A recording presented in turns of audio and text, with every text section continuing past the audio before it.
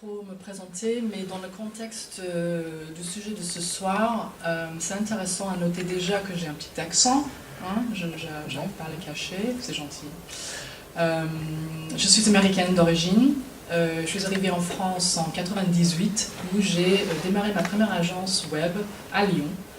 Et en tant qu'anglophone en France, j'étais très... Et puis dans le web, un métier émergent encore à l'époque, j'étais très rapidement et facilement sollicitée pour faire du multilingue, pour faire des sites notamment anglais-français, mais parfois avec d'autres langues aussi. Donc c'est un sujet qui m'intéresse depuis longue date, et avec lequel je travaille depuis longue date. WordPress, c'est plus récent. Alors WordPress a eu son 13e anniversaire, il y a une semaine à peine. Donc il existe depuis longtemps. Moi je commençais à bidouiller un tout petit peu, peut-être 2006, mais c'est encore un peu jeune, pas assez mûr pour mes goûts. C'était vraiment à partir de 2011 que je commençais à m'y intéresser, enfin 2010 m'y intéresser et 2011 m'en servir vraiment très sérieusement. Et jusqu'au point d'en faire ma spécialité. Alors cette année je suis actuellement en sabbatique, je ne travaille plus. Donc je termine une carrière de 15 ans en tant que freelance. À faire quoi parce que dire que je fais du web et du WordPress c'est très généraliste et c'est vrai que j'ai passé un peu par toutes les étapes. J'ai de l'expérience en design, en UI, pas beaucoup en UX, mais quand même ça fait partie du métier. Plus récemment j'étais dans le développement front-end, donc j'ai porté beaucoup de casquettes dans mes dernières 17 ans de métier dans le web. Et aujourd'hui je vais donc vous parler de la publication multilingue avec WordPress, mais on va commencer avec une vue un peu plus globale, parce que le web multilingue, c'est déjà un très vaste sujet qu'il faut bien comprendre. Et quand on aborde un nouveau projet, on doit se faire un certain nombre de réflexions. Déjà, quel est le contexte du projet? Quels sont ses contenus? Est-ce que c'est un projet, un portfolio, un petit portfolio photo? Est-ce qu'il s'agit d'un site marchand, e-commerce? Est-ce que c'est une application? Peut-être. À partir de là, on peut poser des questions sur nos ressources. Qui va rédiger les contenus pour ce site ou ce projet? Qui va les traduire ensuite? Une fois qu'on comprend ce processus, on peut le pousser un peu plus loin. Est-ce qu'il cherche à faire une traduction simple, directe, on va dire, simple avec des gros guillemets, ou est-ce qu'on cherche à faire carrément une adaptation culturelle de chaque site pour chaque langue ciblée? Et puis on a forcément la logistique à prendre en compte. Une fois qu'on comprend ces intervenants, comment est-ce qu'ils vont collaborer entre eux, alimenter ce site. Et puis on arrive à la question de la plateforme technique. Comment est-ce qu'on va réaliser ce projet et avec quelle fonctionnalité? Bien entendu, ce n'est pas un processus linéaire, c'est juste que je ne maîtrise pas suffisamment PowerPoint pour faire un joli graphique circulaire. Chacune de ces réflexions s'influence entre elles, donc c'est normal que ce soit, voilà, c'est pas dans un ordre précis, mais plutôt des réflexions globales quand on aborde de nouveaux projets. Alors la plateforme technique, quels sont les besoins pour un éditeur? C'est mon site, qu'est-ce qu'il me faut? Il faut déjà que je puisse gérer mes langues, décider quelle langue je vais utiliser pour mon projet, les ajouter, les supprimer, etc. Gérer les contenus, et pour chaque langue. Gérer les métadonnées, parce qu'en plus des textes que je vais ajouter à mon site, j'ai aussi des choses comme des images à gérer avec leurs titres, leurs alt tags, qui sont aussi bien évidemment à traduire et à cibler pour chaque langue.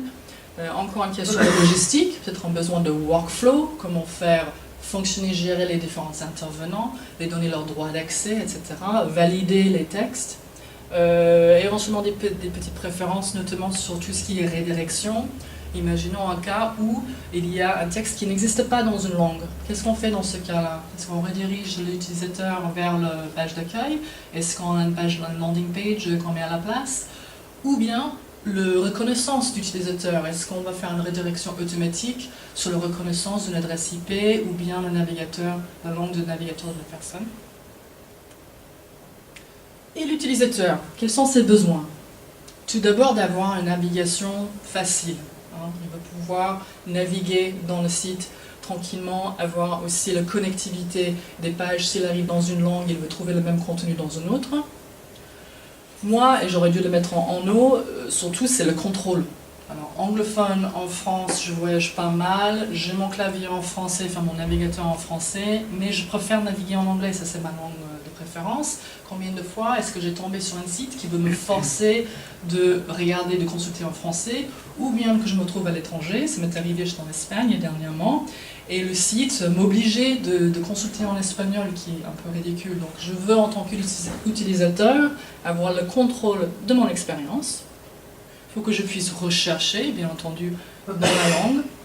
On peut aller plus loin, mais surtout une continuité. On veut aussi que l'expérience, quand on consulte dans les différentes langues, il y a une continuité, que je puisse aller au bout de cette expérience dans la langue voulue. Si je suis avec vous et vous me proposez ma langue, jusqu'où est-ce que vous allez? Avec l'e-commerce, est-ce que j'aurai un SAV aussi dans ma langue? Est-ce que j'aurai, voilà, ces retours? Donc une continuité tout le long de l'expérience. Alors on arrive à la choix de la plateforme, et je ne suis pas là pour faire la comparaison, mais je trouve intéressant de regarder un peu les parts du marché des différents CMS et de noter que WordPress, à la différence de ses concurrents, alors qu'il occupe plus de 60% du marché des CMS dans le monde entier, il est l'un des seuls qui ne propose pas de publication multilingue en natif. Bien évidemment, ça ne lui pose pas de problème, ça n'affecte pas sa popularité, mais je trouve ça assez curieux. Joomla lui propose, Drupal lui propose, Magento, Bloggerno, je l'ai mis juste par référence, Typo 3 me semble bien, PrestaShop c'est sûr, Shopify pas encore, mais Squarespace aussi. Et je n'ai pas checké pour Wix, parce que Wix et Squarespace, c'est deux des concurrents, on va dire, de WordPress qui commencent à prendre un peu d'ampleur. Je n'ai pas vérifié. Quelqu'un sait si Wix il fait du multilingue? Je vais vérifier. Donc c'est assez intéressant à regarder. On ne va pas peut-être parler du pourquoi tout de suite, peut-être on aura un peu de temps à la fin. On va regarder plutôt, alors s'il ne le fait pas en natif, comment est-ce qu'il arrive, WordPress, lui, à faire du multilingue? Avant de regarder ces solutions, il faut reculer un tout petit peu pour dire que WordPress ne propose pas la publication multilingue, mais WordPress, lui, à la base, est multilingue. Aujourd'hui, il y a plus de 162, enfin il y a exactement 162 locales traduits de WordPress. Quand on parle local, on ne parle pas de langue. À l'intérieur d'une langue, on peut avoir des variations, comme le belge français, le québécois, etc., qui sont considérés donc les locales. Mais WordPress existe bien dans pas mal de langues. Et ces derniers graphiques, et je vous ai laissé des petits liens si ce genre de stats vous intéresse, ils viennent de publier les statistiques sur les téléchargements dans chaque langue. Je suis un peu étonnée par celle-ci parce qu'il me semblait que l'anglais n'était plus le premier téléchargé, et puis les coloris sont pas très évidents, ils ont un truc JavaScript donc tu peux regarder plus en détail, mais à savoir que WordPress existe bien dans les différentes langues. Alors comment est-ce qu'il est construit WordPress? Quelle est son architecture? Et quand on parle de contenu, quand on parle de traduction, on parle de quoi exactement? Parce qu'il dit comme ça, oui, je veux traduire mon site, ça semble très simple, j'ai un texte, je veux le traduire, basta. C'est pas si simple que ça. Tout d'abord, j'ai un petit truc rouge là aussi. Non? Bon, c'est pas grave. On a WordPress, qui lui est composé d'un tas de fichiers. Hein. On lui appelle souvent Core, c'est la partie qu'on ne touche pas, c'est le logiciel qu'on peut télécharger gratuitement, l'installer quasi où on veut. Qui derrière lui a une base de données où sont stockés un grand nombre de contenus. Dans le jargon WordPress, on parle beaucoup de posts. Alors post, ça représente beaucoup de types de contenus différents. Dans le jargon, c'est des articles, c'est aussi des pages statiques, ça peut être des photos, ça peut être des brouillons, ça peut être aussi des custom post types, donc ça représente un certain nombre de choses, des taxonomies, des catégories, tags, etc. Des options, alors là, c'est aussi une forme de stockage de données en array, on le voit beaucoup avec des widgets par exemple. Site meta, c'est aussi très spécifique à WordPress. C'est surtout le titre d'un site ou son tagline. Bref, ce sont des différents types de textes, hein, des chaînes de caractères qui sont stockés dans la base de données et qui appartiennent à WordPress. WordPress, par défaut, contient des chaînes de caractères. Bon, on va aller un peu plus loin. De l'autre côté de WordPress, on a des extensions et les thèmes.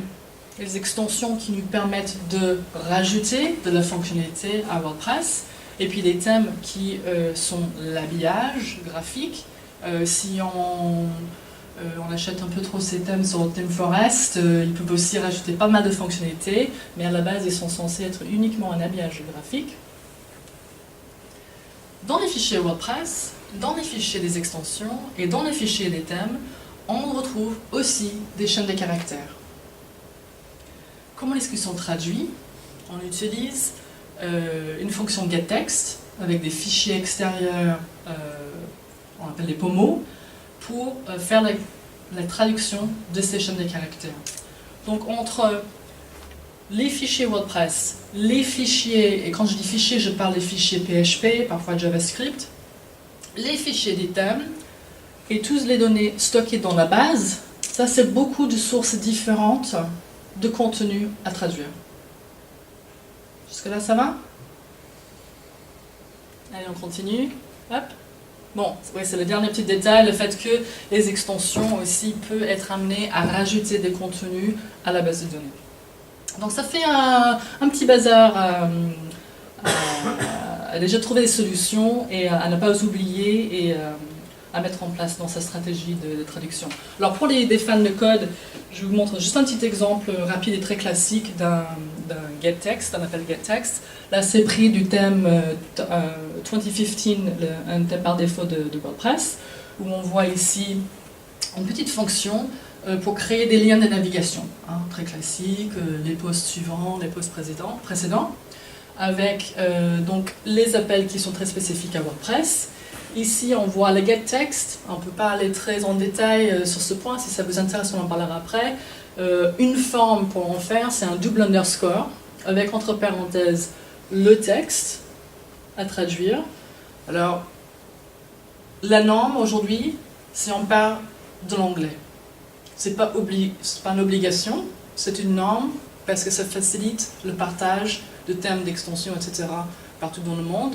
On peut éventuellement partir de français et traduire vers d'autres langues. La norme, c'est de partir de l'anglais. À côté, on voit ce qu'on appelle le text domain. Lui, il va faire référence en fait à sa source. Dans ce cas-là, on parle du thème 2015.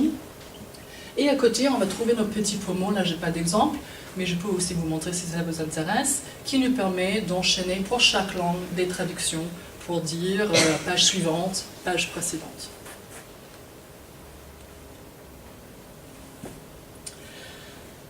Alors pour traduire avec WordPress, on a 4 approches les plus courantes aujourd'hui. On va parler du multisite, parce qu'avec WordPress, on peut faire une installation simple, on la télécharge, on l'installe et on a notre petit site et on est content. Mais on peut aussi, avec une petite configuration supplémentaire, créer tout un réseau de sites. À partir d'une installation WordPress, on peut faire 2 sites, 3 sites, 100 sites, 500 sites. Et il est très évolutif en fait WordPress. Bien sûr, si on arrive à 500 sites, il faut avoir un peu de hardware derrière pour le soutenir, mais c'est possible. Et donc avec ce principe du multisite, il y a des solutions. Travailler à base des taxonomies, travailler avec des identifiants relationnels dans la base de données. Et le tout dernier arrivé sur le marché, ce que je trouve intéressant, et peut-être pas très mieux encore, c'est une solution SaaS, donc Software as a Service. Et les auteurs de ce plugin l'appellent agnostique, parce qu'en fait ils ne dépendent pas de WordPress, ils ne dépendent pas des thèmes ou des plugins, et on va regarder ça en détail. À savoir tout de suite qu'il n'y a aucune approche qui existe aujourd'hui qui n'est parfaite. Pour le moment, ils font un très bon travail, chacun a sa particularité, et quand on en parle, il y a toujours des camps, des préférences, ah non, je préfère celui-ci ou celui-ci. Mais ils ont tous des avantages et des désavantages. Alors dans le multisite, on a Multilingual Press. C'est fait par Impsite, c'est une boîte allemande, les gars sont très gentils. Il n'y a pas grand chose à dire de mauvais sur ce plugin. C'est une approche, en fait, eux ils disent, quand on dit ouais non mais WordPress ça fait pas de multisite en natif, eux ils disent oui, ils disent mais bien sûr ça fait multilingue en natif parce qu'on a cette fonctionnalité du multisite, on va l'exploiter. Donc il s'agit tout simplement d'avoir un site par langue, et on peut avoir autant de langues qu'on veut. Bon, bien sûr, il faut aller un peu plus loin que ça, parce que si c'était vraiment natif, on n'aura pas besoin d'un plugin pour compléter. Ce qu'ils ont fait donc, avec leur extension, c'est créer la connectivité entre pages pour avoir cette navigation de version en version des différents contenus. Et il y a un peu tout ce qu'il faut en termes de fonctionnalité. La possibilité de changer de langue. C'est très performant aussi, parce qu'encore, on dépend uniquement de cette fonctionnalité native de multisite. On peut avoir des URL uniques parce que, encore, on gère des sites à part entier. Donc on n'a pas des conflits qu'on peut retrouver dans une seule installation, dans un seul site, des redirections. Plus récemment, ils ont rendu gratuite. Avant, il fallait une petite licence pour profiter de certaines des fonctionnalités, mais c'est désormais gratuite. Ils font juste payer un support technique, qui est très très compétent. Et vous allez peut-être demander pourquoi j'ai mis multisite dans le côté pas bien. Ben, c'est parce que multisite c'est génial, mais c'est aussi pas toujours très génial. Déjà, il faut faire la configuration, qui n'est pas compliquée en soi, mais c'est pas donné à tout le monde. Donc, ça demande peut-être un certain niveau. Moi, je conseille toujours de travailler avec des professionnels quand on fait ce genre de choses, mais il y a beaucoup de non-professionnels qui aiment avoir la maîtrise sur leurs installations et leur setup. Et parfois, selon la fonctionnalité ou ce qu'on veut faire avec son site, on peut avoir des conflits. Par exemple, si on veut agréger une chose qui est très sympa avec un réseau, c'est le fait d'agréger les contenus depuis les différents sites vers un site ou vers une page d'accueil, par exemple. Là, ça peut créer des petites difficultés, on va dire ça comme ça. Donc, multisite, c'est à la fois dans le colonne plus et dans la colonne, ça peut être compliqué, quoi. Polylang, c'est pas si nouveau que ça, mais c'est un peu le nouveau chouchou dans la communauté. C'est fait par un Français, Frédéric de Marne, si je prononce bien son nom. Je pense que ça fait quelques années que ça existe encore. Ça n'a pas un grand following, mais il devient de plus en plus populaire parce que pourquoi il est petit en termes de fonctionnalité, c'est une extension légère. Elle est très performante. Elle exploite aussi une fonctionnalité native dans WordPress et les taxonomies pour créer les liens entre posts. Donc on ne rajoute pas grand chose, on exploite ce qui est déjà là. On a toutes les mêmes fonctionnalités qu'on peut retrouver, les choix dans la structure des URL, etc. Et un support technique et la communauté. J'avais noté ça dans le slide avant, je l'explique juste vite fait. WordPress n'a pas 60% du marché parce qu'elle est multilingue, ni parce qu'il est super bien écrit, parce que le PHP qu'il utilise est toujours version 5.2 de PHP. WordPress a 60% du marché aujourd'hui grâce à la communauté. En fait, il y a une énorme communauté autour de WordPress. On s'entraide, on partage nos astuces, on partage nos solutions. Et donc, quand je note communauté, c'est pour dire que si on a besoin de trouver une solution avec, la communauté est là, soutient cette extension. Très récemment, Polylang est devenu payant. Et vous noterez les prix, je trouve ça un tout petit peu élevé. Je dis tant mieux, parce qu'il a eu un grand succès, ce garçon, il est tout seul à faire ça, donc c'est vrai que s'il veut le faire plus sérieusement et continuer à le développer, il faut qu'il gagne sa vie avec. Mais ça peut réduire créer une barrière pour l'entrée à utilisation pour ce plugin. Et puis on va parler de tout ce qui est extension supplémentaire un peu plus tard. Donc ça c'est le taxonomie. Alors WPML, c'est celui qui utilise donc un système de identifiant relationnel dans la base de données. C'est l'extension que moi j'utilisais le plus souvent. Il est le plus répandu, mais pas le plus populaire. C'est assez marrant. C'est l'extension le plus grand public, en fait. La barrière d'entrée est très très basse, elle n'est pas très chère, donc on peut très rapidement avoir quelque chose d'opérationnel. Ce que j'aime beaucoup dans WPML, c'est qu'il est proposé en suite de petits modules en fait. On n'a pas besoin de prendre tout le paquet, on peut prendre juste ce qu'il nous faut. Je suis désolée, c'est vrai que je maîtrise peut-être pas très bien, je vais essayer de garder le temps de ma bouche. Il a une configuration aussi très très avancée, je dis grand public parce que tout ce dont on aura envie de faire, on peut le faire directement depuis l'admin. Avec Multilingual Press, avec pour les langues, il y a pas mal de petites choses, il faut vraiment avoir des compétences un peu dev, on va devoir toucher un peu aux fichiers, etc. WPML, il met tout à disposition depuis l'administration avec une interface graphique. Donc ça c'est très intéressant. Même jusqu'à aller à donner accès aux chaînes de caractères. Vous rappelez les chaînes de caractères dans les fichiers POMO dont je parlais tout à l'heure, c'est-à-dire quand on a une extension par exemple qui propose un certain langage pour n'importe quoi, un petit titre, une petite indication sur un formulaire ou autre, WPML permet carrément de l'écraser, de rentrer dedans et de mettre notre préférence à la place. C'est pas très performant, mais c'est très intéressant pour les utilisateurs. Il a aussi une gestion de workflow qu'on ne trouve pas ailleurs, c'est-à-dire qu'eux à la base ce sont des traducteurs qui proposent des traductions professionnelles aussi, mais ils ont tout un système de gestion des utilisateurs, de leur donner des niveaux d'accès différents pour ceux qui proposent un contenu, pour ceux qui valident un contenu, pour avoir un fil d'attente des différents contenus en attente de traduction, etc. C'est assez complet. Alors effectivement dans le colonne moins bien, on râle parce qu'il est lent. Ce fait d'avoir un identifiant, un table supplémentaire dans la base pour créer la relation entre différents postes augmente le nombre de requêtes nécessaires pour aller chercher ces contenus à chaque fois. Donc c'est vrai que ce n'est pas la meilleure solution en termes de performance. Et l'autre chose moins bien, c'est en termes de support. C'est parfois un peu compliqué. On a vu l'architecture WordPress tout à l'heure.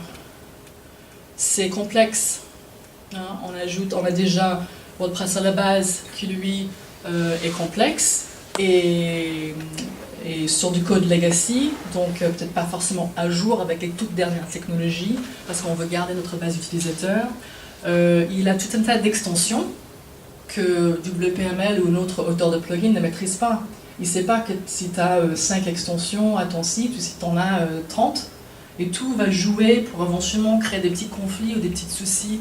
Les thèmes aussi, les trucs Team Forest à $40, ça a l'air peut-être joli, ah oui ça va être génial mon portfolio, mais derrière peut-être le code c'est du spaghetti et puis on ne sait pas trop. Donc pour les auteurs qui doivent ensuite gérer les traductions, ça peut être parfois très compliqué à déboguer, résoudre des conflits, et donc le support c'est parfois un peu compliqué. En tout cas, vous verrez sur les communautés, dans les forums, etc., ça râle pas mal. Alors, le dernier petit nouveau, il s'appelle Wiglot. C'est aussi des Français. Je ne connais pas très bien encore, mais en gros le principe c'est on n'a pas besoin de traduire. Enfin, en fait, je commence du début. C'est un service SaaS, donc on s'inscrit en salle de plugin et en fait, eux ils scannent le site. Ils proposent des traductions. Donc quand ils disent agnostique, c'est que c'est peu importe la plateforme, ils n'ont pas besoin de passer par ou avoir des conflits avec d'autres extensions parce qu'ils sont complètement à l'extérieur. Ils viennent voir le front, paf, ils vont scanner, ils vont voir les chaînes de caractères, ils vont les prendre et ils vont régurgiter un peu les traductions.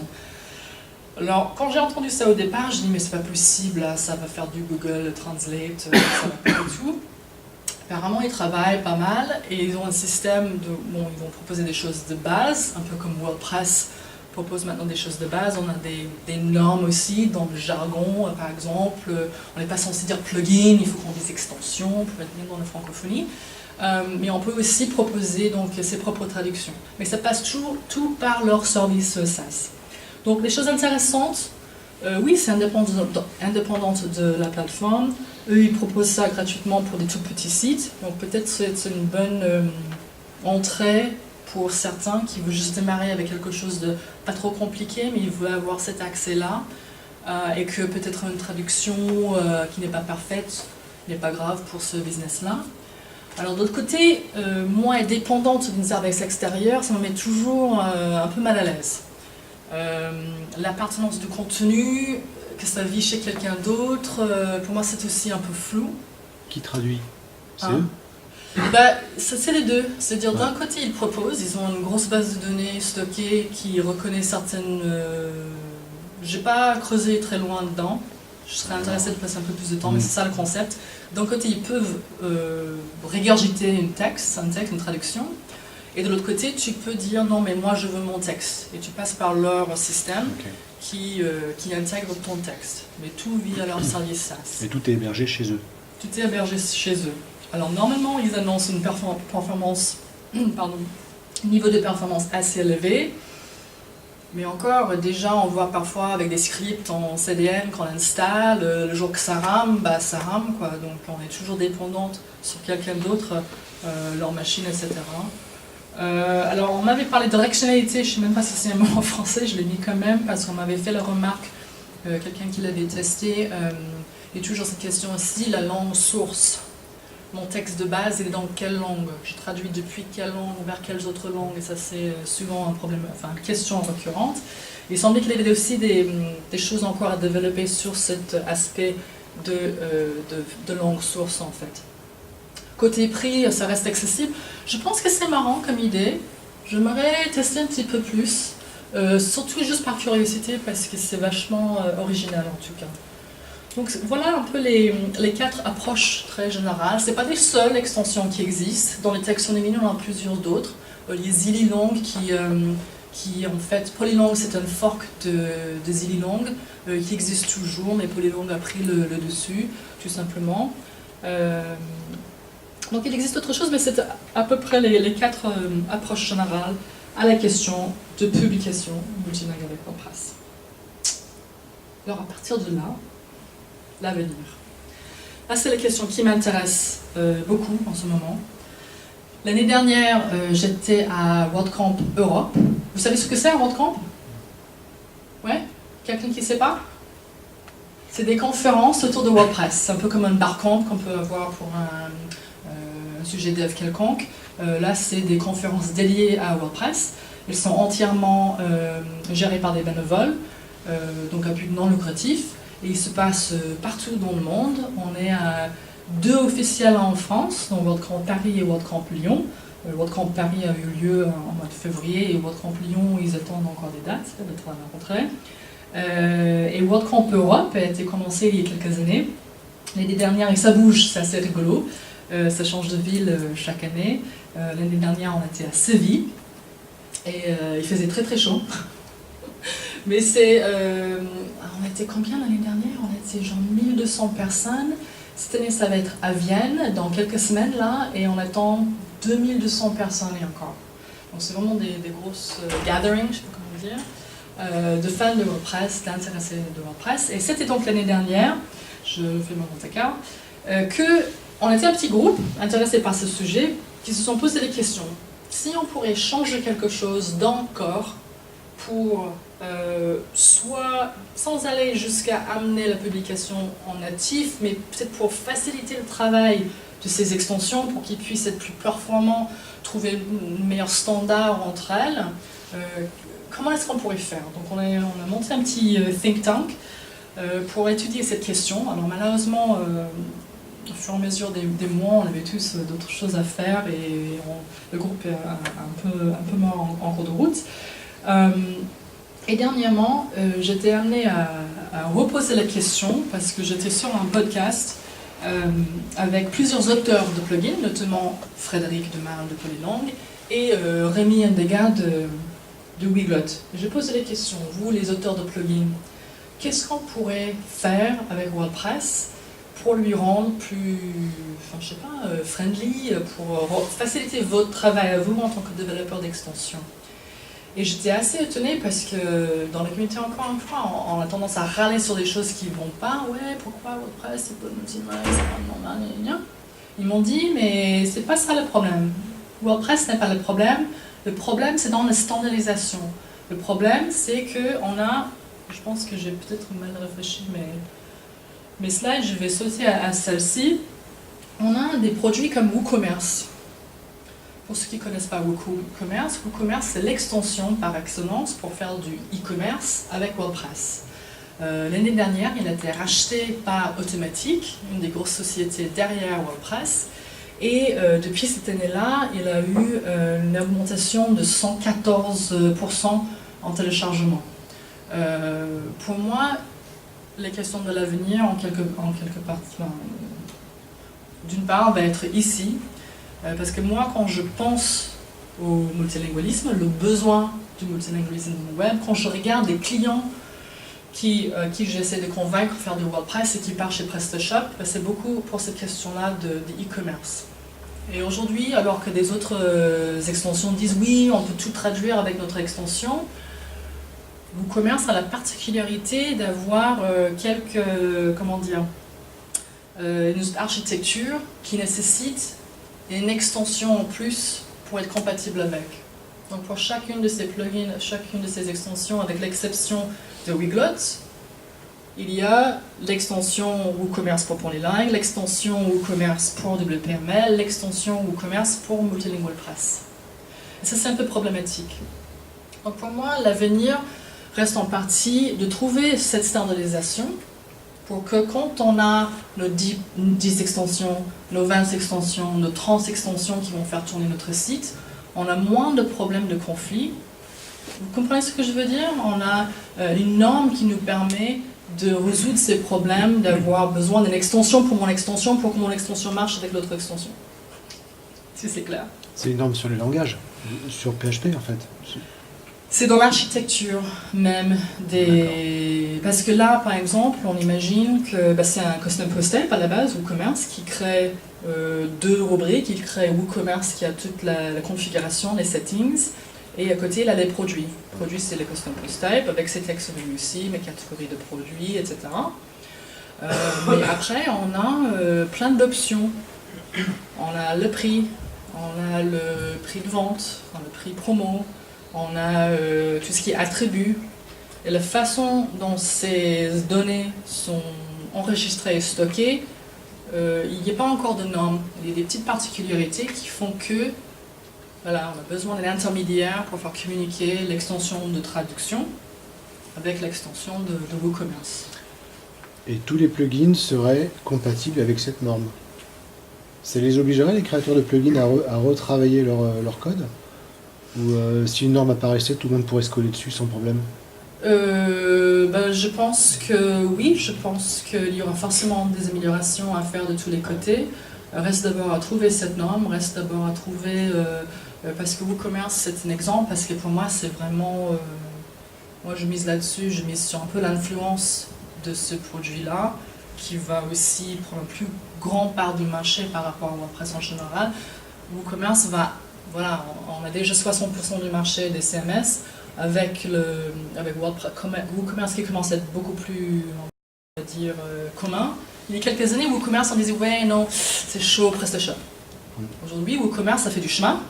Il est fiable, il est stable, il est performant. WooCommerce, finger in the nose, je le prends, il n'y a pas de souci. Je vais prendre et le traduire, je le fais. Là, c'est vrai que c'est un peu compliqué par moment quand on a des produits très complexes avec beaucoup d'attributs, etc. Surtout dans l'URL, on peut avoir tout un tas de petits soucis. C'est pas des gros soucis, c'est beaucoup de petits soucis, en fait, des petits détails. Mais dans l'e-commerce, ces détails, ça compte, hein, ça compte beaucoup même. Donc voilà, donc c'est pas pour refaire tout un topo sur le WooCommerce, c'est de dire quel est l'avenir de le multilingualisme avec WordPress, quelles seront les influences et quels seront peut-être les chemins. Et là, c'est ma petite idée, hein, là, je parle que pour moi, c'est comment moi je vois la chose. Je pense que WooCommerce va avoir son influence. Et c'était pour parler de cette histoire de standardisation, parce que c'est ça qui m'avait répondu les auteurs.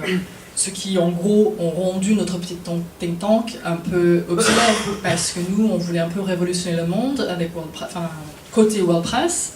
Et ce qu'ils m'ont dit, c'est pas ça en fait, c'est une évangélisation d'une standard qu'on pourrait ensuite partager avec tout le monde dans la communauté pour qu'à la base, on est d'accord sur un certain nombre de choses pour que quand on avance, on n'a pas besoin d'une extension pour faire communiquer deux extensions. C'est clair ça ou c'est un peu... Ouais.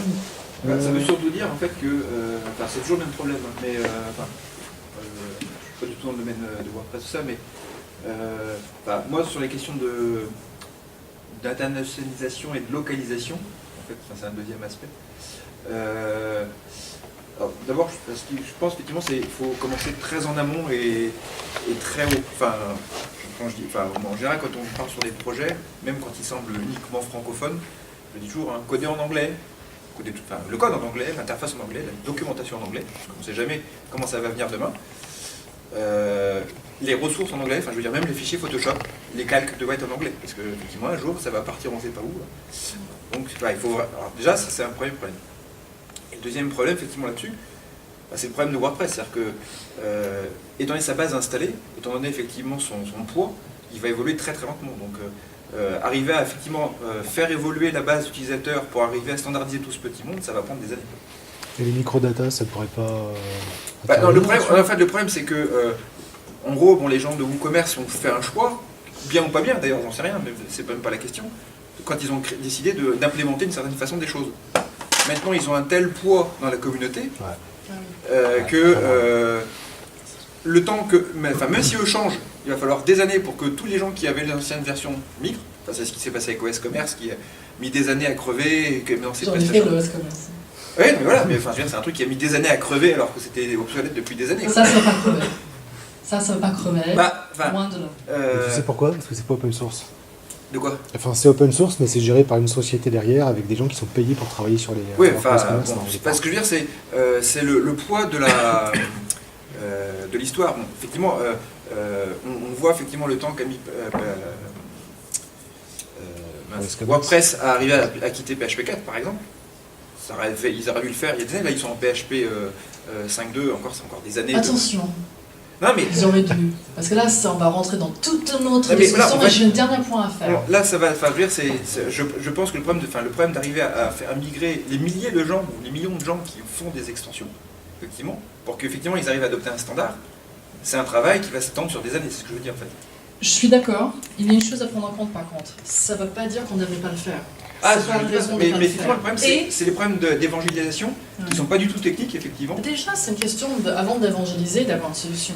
C'est-à-dire de repérer le vrai problème, pourquoi on a besoin d'une extension pour gérer ces deux extensions, et essayer de creuser cette question-là un peu plus loin et trouver quelque chose qui peut devenir un standard, qui peut être acceptable, et qui peut tenir la route. Parce que c'est vrai que ce qui est peut-être qui tient la route aujourd'hui, dans 5 ans, on ne sait pas. Donc vraiment avoir une vision un peu plus lointaine. Et après, c'est vrai que même, par exemple, la question de traduction, et ça c'est tout un autre sujet dans le multilingualisme, mais dont on n'a pas du tout le temps, ce qui est en cours, c'est la traduction de toutes ces extensions et des thèmes dans le répertoire.org. On commence forcément avec les plus gros. C'est-à-dire que le petit gars qui fait un truc pour mettre un widget, enfin une image dans ton widget, on s'en fout un peu. Mais gérer un e-commerce, là c'est important. Vous gérez un Yoast SEO, ça c'est important. Vous gérez quelques gros qui sont très répandus et très utilisés, là on peut commencer déjà par... parce que, en fait c'est ça, tu as dit du poids, mais tu as raison, et c'est là où il faut qu'on s'appuie, et c'est avec les extensions qui ont du poids qu'on va arriver à... Ça commence en fait, avec l'influence. Et petit à petit, voilà, on va arriver à faire les autres. Parce qu'aujourd'hui, on a pour projet de traduire toutes les extensions. C'est énorme. Et c'est en cours, c'est en train de se faire. C'est vrai que ça peut paraître un peu lent. Et on peut encore râler, ouais, PHP 5.2, non mais ça va. Mais en fait, il y a une raison pour ça. Parce qu'on a 60% du marché à respecter. On ne peut pas juste laisser tomber ces gens. Et malheureusement, c'est un problème avec l'hébergement. C'est que les hébergeurs qui sont toujours sur le PHP 5.2. Parce que WordPress, il fonctionne très bien, même sur PHP 7. C'est parti, hein. Tu peux là, aujourd'hui, l'installer PHP 7, c'est le bonheur. Mais c'est des hébergeurs, c'est des trucs legacy qui datent, qui traînent à droite à gauche. Et c'est vrai que notre cher fondateur, cofondateur et dictateur, comment il s'appelle bref, dit on veut pas laisser les gens derrière. En fait, c'est ça la raison pour cette lenteur, pour ce choix d'aller en douceur, c'est on ne veut pas laisser tomber des gens. Donc c'est vrai que ça ralentit un peu le processus d'avancer, ça peut sembler même aller à contresens, mais pour moi c'est aussi important parce qu'encore une fois, c'est quoi? C'est la communauté. C'est ça en fait qui est plus important parce que sinon ça va effectivement crever comme. Je suis désolée, je suis hyper bavarde, je vous avais prévenu. Non, mais c'est juste que je dois y aller parce que je dois faire des cours pour un femme enceinte. Bonne soirée. Merci beaucoup, c'était Félicitations. super et Merci, à Jackie. la prochaine. À plus tard. Merci. Bon, c'est vrai que je vais bavarder, il y a quelqu'un d'autre qui est censé parler ce soir, donc je vais peut-être me calmer un petit peu. Non, je suis pas là. J'ai une dernière petite chose. Voilà.